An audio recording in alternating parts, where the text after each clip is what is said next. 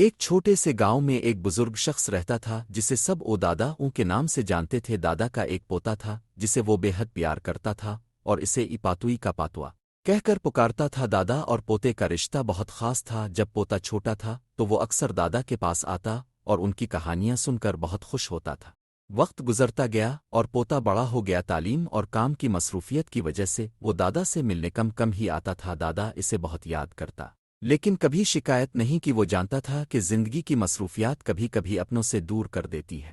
کئی سالوں کے بعد پوتے کو پتہ چلا کہ دادا کی طبیعت ٹھیک نہیں ہے تو وہ فوراً گاؤں واپس جانے کا فیصلہ کرتا ہے۔ جب وہ گاؤں پہنچا تو اس نے دیکھا کہ دادا کا گھر ویسا ہی ہے جیسا وہ بچپن میں دیکھتا تھا۔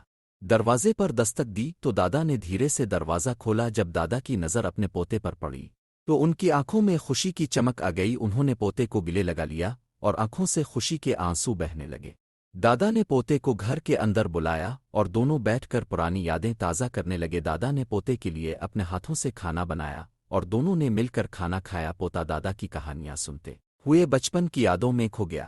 اس رات پوتے نے دادا کے پاس ہی سونے کا فیصلہ کیا۔ دونوں نے رات بھر باتیں کی، ہنستے رہے اور ماضی کی خوشیوں کو یاد کرتے رہے۔ دادا نے محسوس کیا کہ اگرچہ وقت بدل گیا ہے لیکن ان کا پیار اور رشتہ ابھی بھی اتنا ہی مضبوط ہے۔ اگلی صبح پوتے نے دادا سے وعدہ کیا کہ اب وہ اکثر ان سے ملنے آیا کرے گا۔ دادا مسکرائے اور کہا، بیٹا جہاں بھی رہو خوش رہو، میری دعائیں ہمیشہ تمہارے ساتھ ہیں۔